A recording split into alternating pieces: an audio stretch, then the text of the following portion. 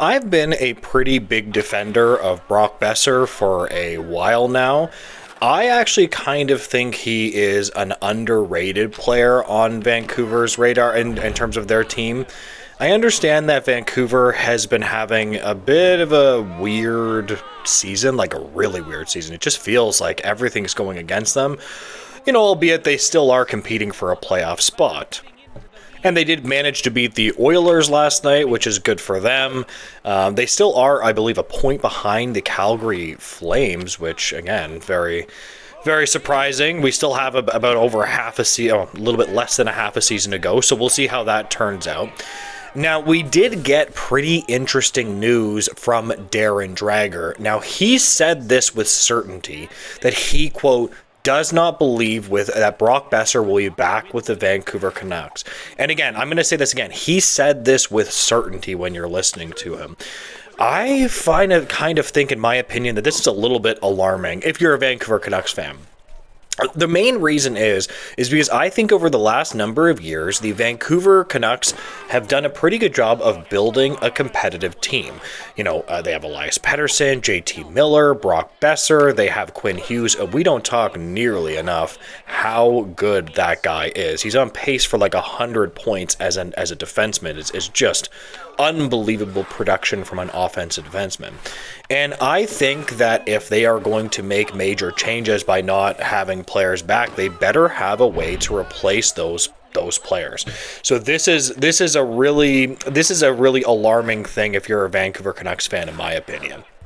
Some Vancouver fans might say things like, oh, we can replace him. Oh, we can just replace him. So the first thing that I would put to those fans, drop it in the comments. Who are you going to replace him with?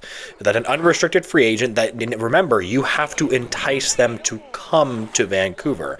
How is it that you're going to move on from Brock Boeser and get better through free agency or perhaps a trade or something along those lines? Like, I'm not saying it's impossible. I'm just saying for Canadian teams that might struggle to attract the best free agents, you really want to think clearly about if he is willing to sign here, you just might want to pay him what he's worth. Now, there was a rumor recently, it was like a month ago, that I think Dreger came out with this rumor as well, and he sounded very certain about it, that he wanted about $8 million. I actually made a video about that time about this, and I was an advocate for just paying him. If he wants around $8 million, I really don't think that's that unfair. This is a player that scores about 70 points, not every year, but he is a pretty good top 6 offensive producer. He is a bit of a goal scorer. I believe he's on pace for about 32 goals this year alone.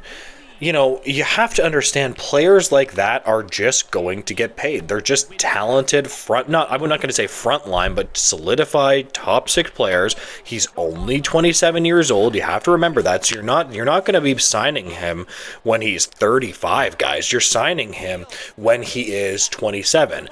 If he were to take the max 8-year deal, as the cap goes up, that contract will look better and better. So in 3 years, you're going to have 3 years of cap increase. That $8 million is not even going to look that bad.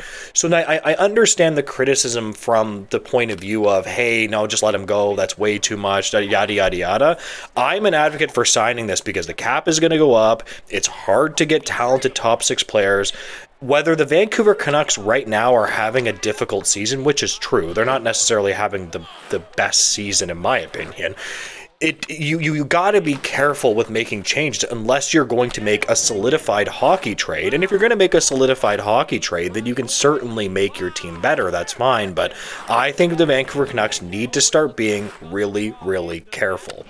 Because remember, they already talked that a JT Miller trade was extremely close. Like, I keep on checking X or Twitter or whatever the hell you guys want to call it.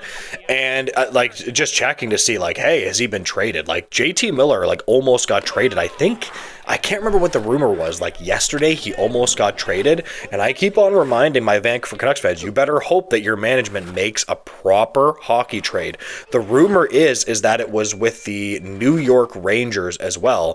So I'm trying, and now, for a while, the Vancouver Canucks have really liked Braden Schneider. He's a player that they're essentially, apparently they're like obsessed with him. I actually understand why. He's a big right-hand shot D. He has top 4 potential.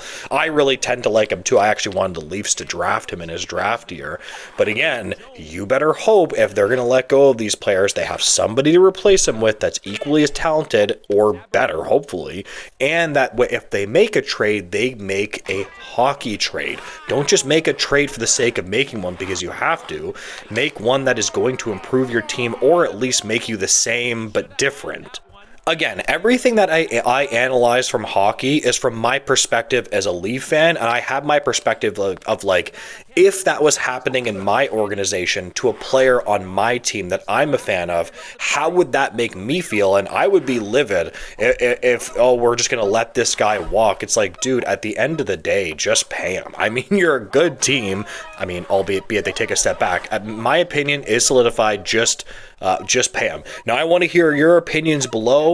If you disagree with me or you agree with me, move on from him. If you do say move on from him, though, I want to hear who you're going to replace him with. I can't stand when people say move on from him. Okay, move on from him for who? Who are you going to get to make your team better? Remember. And again, I will say at the end of the day, it does feel absolutely inevitable that the Vancouver Canucks are going to be making moves. It seems, I mean, they were super close to trading JT Miller. And we've heard rumors that they would prefer to trade JT Miller, like that is the player that they want to trade before Elias Pettersson. Again, if it's a hockey trade, I have no problem with that. I actually have been consistent with my analysis, saying that I would keep Elias Pettersson because he's younger, and you're still losing a really great player in JT Miller, but that's just my opinion.